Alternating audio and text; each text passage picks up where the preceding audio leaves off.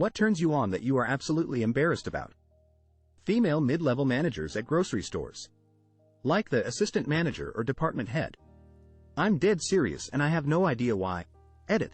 Oh wow, not expecting this to take off. FAQ. My mom did not work such a job while growing up and we have a great relationship. I'm married to a nurse. No, there's no roleplay.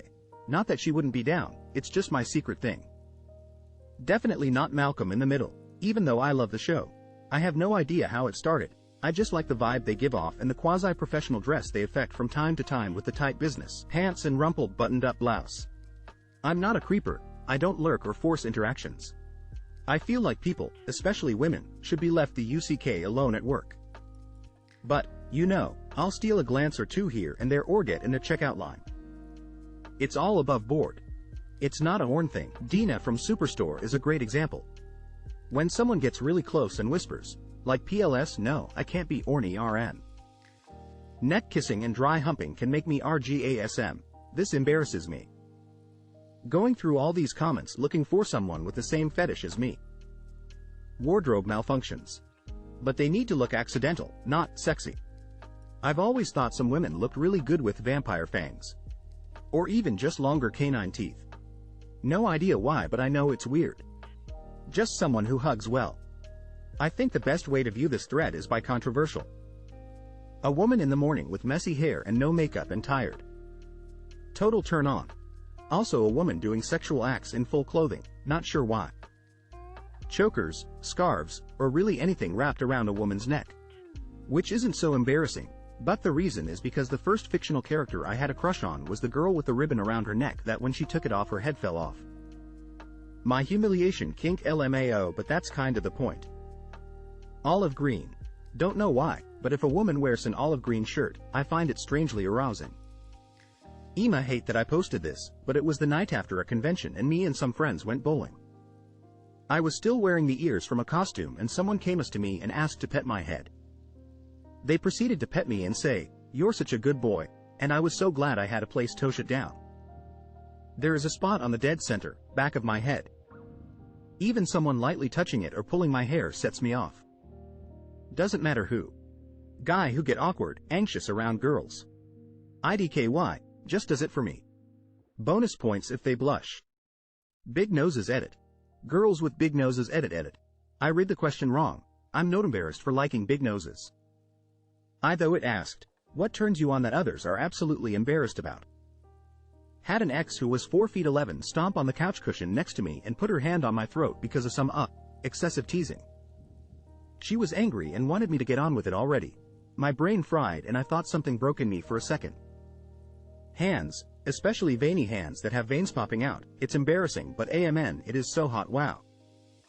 Wrestling with someone who's much stronger than me. TBH, it turns me on even more when I somehow win sometimes. The look of defeat, misery and annoyance on losing on the other person is absolutely delicious. People who dress professionally for work, but they have a tattoo or several and the tattoos can slightly be seen. What is something that's way too sexualized? Phone game ads. Children and child beauty pageants. It's just so gross and creepy. 15-year-olds on TikTok. That machine in the gym that spreads legs and on which you never ever make eye contact while training on it. Eating a banana. The word, daddy. This subreddit. Y'all need to go to orny jail. My Little Pony, almost 200k post on Rule 34. Stepmoms, sisters. Wholesome friendships between the genders. Kids' clothes. Half of the stuff in the Walmart girl section is crop tops and really short skirts. For babies. And 6-year-olds. It's horrible. People who cheated in a relationship, why? I walked in on her with a coworker, so I revenge cheated with someone close to her. It created a triangle of emotional damage. But I learned how to process the bad stuff in a healthier way once the dust settled from the three of us destroying each other. Because I didn't have the emotional intelligence toned it like a considerate human being. Young and dumb, not really ready to commit and too much of a coward to break it off. I had no morality or ethics. Lots of insecurities, lacked emotional control. Because I'm an idiot. Because I was a ickhead who thought X was the same as affection. There are reasons for that, but I'm not going to make excuses. That said, I've been faithful for 25 years. Location flag, location flag, location flag, location flag, location flag, bartender here. And I have had this conversation with many cheaters.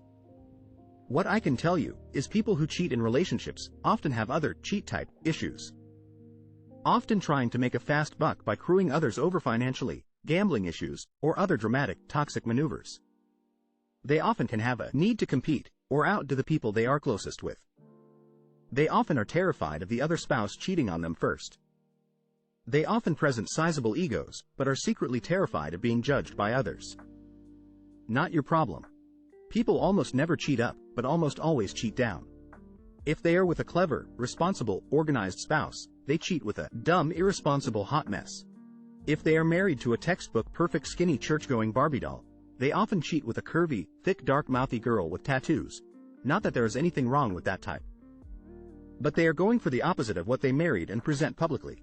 I can tell you, if they never have cheated, they are less likely to cheat when the opportunity presents itself. But once they do cheat, it gets easier every time.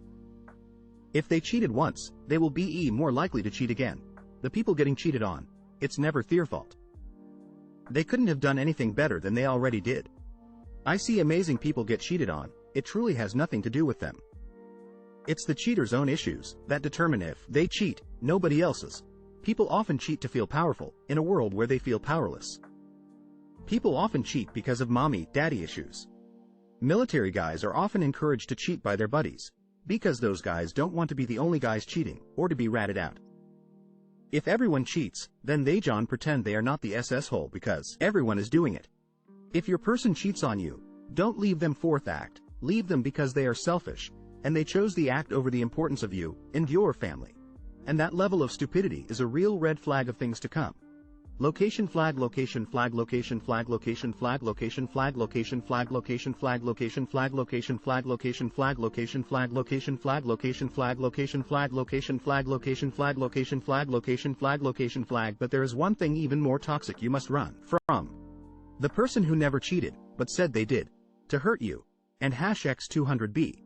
In my years of bartending, several women came to confront me about my affair with their husband that never happened. No. These women were not trying to trick me or being paranoid. I confronted the men, and they had told their wives they were sleeping with me. Men also tried hitting on me, and I ignored it, and they told all their buddies they slept with me, or could have slept with me and didn't. These kind of rumors could have ruined my very healthy relationships, and I'm lucky my partners knew better. This weird toxicity of pretending to cheat should be the biggest red flag of when to run from a relationship. What was the dumbest way someone has died that you've heard about?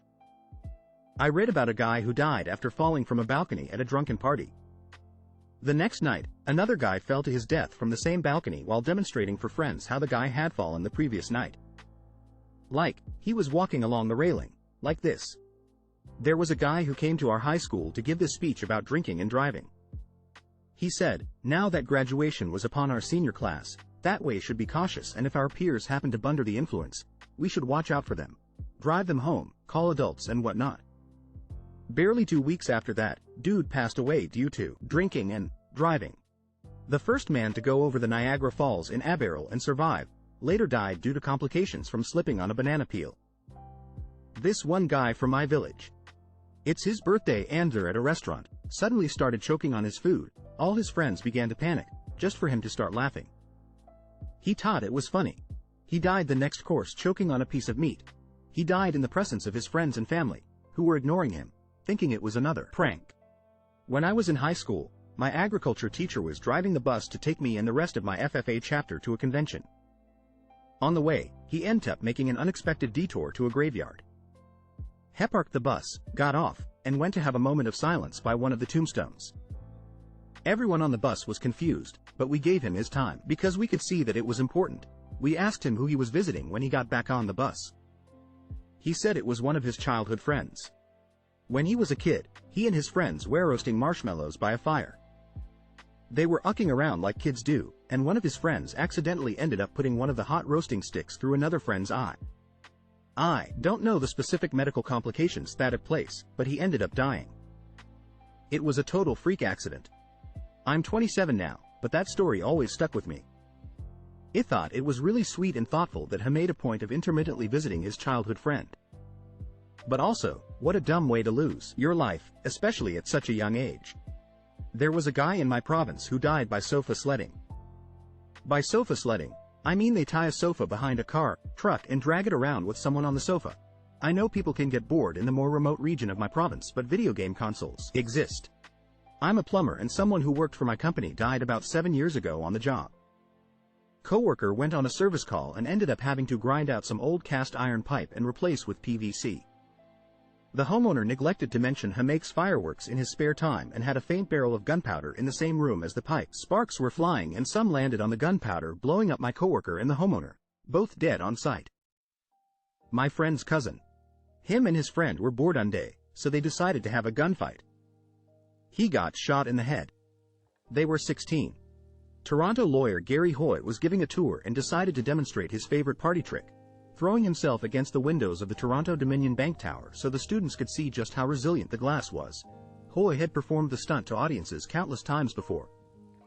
As well as demonstrating the strength of the windows, it was clear that he enjoyed showing off a bit. The first time Hoy body slammed the window that day, he bounced off as he had every other time. But then he threw himself at the window a second time. Instead of bouncing off the window as he had the first time, Hoy went straight through, plunging 24 stories down toward the building courtyard below. The fall killed him instantly. The glass didn't shatter immediately, but rather popped out of its frame. Got a classmate died when he turned 22. He was on a balcony with some mates, drinking. Thought he could do a backflip and hang onto the rails like in an action movie. He missed and fell 6 floors headfirst. Paying $250,000 to get sealed into a tube that IS advertised as unregulated. Also, that one guy who said, UCK that alligator, jumped into the water and was immediately killed. My stubborn bedridden horribly obese grandfather paid a homeless man $20 to roll him out of the hospital and into the back of his truck using a furniture dolly, to take him home. He didn't want to be in the hospital and nobody would take him home because he was being treated for numerous conditions including diabetic stroke and liver failure. He was found dead in his lazy boy the next afternoon, sitting in his own hit, covered in spilled potatoes, corn, and gravy, with the Golf Channel still playing on his cable TV. We only know the story because the homeless man got arrested for trespassing in the private areas of the hospital. Edit. I'll answer some questions since I'm getting a lot of repeats. He was given very high odds of survival. I want to say 90%, but it's been a long time and don't remember exactly. This is why he wanted to go home. He wouldn't listen when told those were his odds of survival while at the hospital. He didn't go home with the intent to die in his house. He was not trying to save the family on medical expenses. He went home because he was a stubborn old cuss who thought he knew better. The homeless man was an ex-coworker of my weird uncle, who has been an hourly painter for the past 40 years. He lived in his truck. He is not in prison, but we don't know what he's up to. According to my dad, my grandpa was trying to call people outside the family who would do him a favor for a few bucks. He settled on an immigrant painter who was always down on cash. My last memory of him is my grandma asking what he wanted for dinner, and him saying, a gun, because he was in so much pain. This was right before he finally agreed to go to the hospital.